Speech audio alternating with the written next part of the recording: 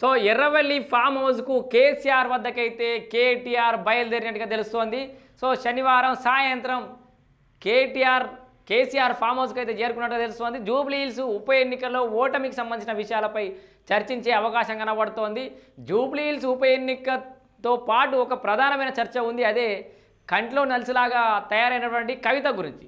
So కవిత వీళ్ళు ఓడిపోయినందుకు కర్మ hits back అని కామెంట్ చేసింది.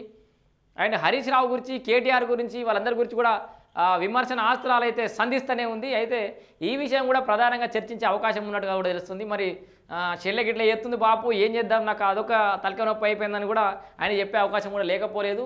ఎర్రవల్లి ఫామ్ హౌస్కు కేసీఆర్తో కీలక భేటీ అని చూస్తున్నాం మనం. బీఆర్ఎస్ వర్కింగ్ ప్రెసిడెంట్ కేటీఆర్ శనివారం సాయంత్రం ఎర్రవల్లి ఫామ్ హౌస్కు వెళ్ళారు. అక్కడ కేసీఆర్తో కీలక సమావేశం అయితే అయ్యారు. సో ఇటీవల జరిగిన జూబ్లీ హిల్స్ గురించి మాట్లాడతారు. అట్లనే జాగృతి అధ్యక్షురాలు కల్వకుంట్ల కవిత తాజాగా కేటీఆర్ హరీష్ రావులపై చేసిన విమర్శలు కూడా కేసీఆర్ దృష్టికి తీసుకెళ్లి వాటిని గురించి, అంటే బంగారు తెలంగాణ అంటే హరీష్ రావు ఇంట్లోనో, సంతోష్ రావు ఇంట్లోనో, కేటీఆర్ ఇంట్లో బంగారం ఉంటే బంగారు తెలంగాణ అయినట్టు అన్నది. అంటే అందరూ బాగా సంపాదించుకుర్రు, బంగారు తెలంగాణ ఏరియా అని ఓపెన్గా చెప్పేస్తుంది కవితక్క. సో ఇక్కడ దాంతోపాటు ఇంకో కొన్ని విషయాలు మాట్లాడింది.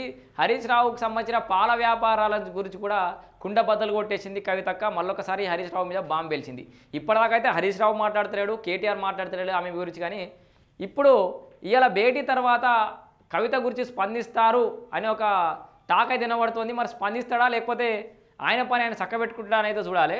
ఇక్కడ మంగళవారం నాడు 18వ తారీఖు నాడు తెలంగాణ భవన్లో ఈ జూబ్లీ హిల్స్ ఓటర్లతోటి, అంటే కొంతమంది ఓటర్లు వాళ్ళ కార్యకర్తలతోటి ఓటమి గల కారణాలను విశ్లేషించి తర్వాత రాష్ట్ర వ్యాప్తంగా దశల వారీగా ఎక్కడెక్కడ జరుగుతాడా, ఇగో రాబోయే రోజుల్లో రాష్ట్రంలోని అన్ని జిల్లాలో కూడా దశల వారీగా పర్యటించనున్నట్లు కేటీఆర్ ప్రకటించింది. వాస్తవానికి ఇప్పటికే మస్తు పర్యటించిండు. ఓడిపోయినప్పుడు మొదలుపెట్టిరు. ఎప్పుడు మొన్న 2023లో ఓడిపోయినప్పటి నుంచి మొదలుపెట్టిరు రాష్ట్రం అంతా తిరుగుడు, కాలుకు బల్పం కట్టుకొని తిరుగుతూనే ఉన్నాడు కేటీఆర్. ఏం లాభం?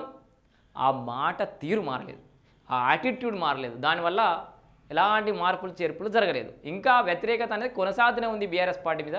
దాన్ని వాళ్ళు సానుకూలంగా మార్చుకోవాలంటే ఒక పద్ధతిగా విమర్శించడం. ఏ ప్రభుత్వానైనా ప్రతిపక్షాలు విమర్శించాలని కోరుకుంటాం ఎవరైనా. మన అందరం ప్రతిపక్ష పాత్రనే పోషించాలి సమర్థవంతంగా. వాళ్ళు ఏ మంచి పని చేస్తే ఇది మంచి పని చేస్తారు, కానీ ఈ లోటుపాట్లు ఉన్నాయి, ఈ పథకంలో ఈ లోటుపాట్లు ఉన్నాయి, మొత్తం గుడ్డిగా అన్ని వ్యతిరేకించుకుంటూ పోతాను నేను ప్రతిపక్షం కాబట్టి, అన్ని రాజకీయం చేస్తా ప్రతి అంశాన్ని, ఇక ప్రజలకు దక్కకుండా చేస్తా దేన్ని అని అంటే 5 ఏళ్ళు ప్రభుత్వం ఉన్నప్పుడు సంక్షేమం అందనియాలి, అభివృద్ధి జరగనియాలి, దాంట్లో లోపాలను ఎత్తి చూపాలి. అప్పుడు మీ మీద విశ్వసనీయత అనేది పెరుగుతుంది. కేటీఆర్ గారు కొంత నేర్చుకోరు. కేసీఆర్ గారిని చూసి మీరు ఏం నేర్చుకున్నారో అర్థమవుతుంది నాకైతే. సో సరే, కవిత ఏ కేసు అరెస్ట్ అయింది, ఏం జరిగింది, తర్వాత విషయాలే రాజకీయంగా ఒక మీడియా సమావేశాలు ఎట్లా నిర్వహించాలి, ఎట్లా మాట్లాడాలి, ఎట్లా పక్కన లాకట్టుకోవాలనేది కవితకు తెలిసినంత కూడా కేటీఆర్ తెలుస్తలేదు. సరే, ఏం స్ట్రాటజీతో పోతుంది, ఆమె ఎవరు వదిలిన బాణం అనేది విషయం తర్వాత. బట్ 100% కొంత సెటిల్డ్గా డౌన్ టు ఎర్త్గా మాట్లాడే ఈ పద్ధతి ఏదైతే ఉందో కవిత దగ్గర కేటీఆర్ ఖచ్చితంగా నేర్చుకోవాల్సిన అంశమే. అక్కడ బోల్తా పడుతుంది కేటీఆర్. అవి సరి చేసుకోకపోతే నెక్స్ట్ ఎన్నికలలో కూడా ఇబ్బంది అవుతుంది. ఇక్కడ దశల వారీగా కేటీఆర్ అయితే తిరుగుతాడట.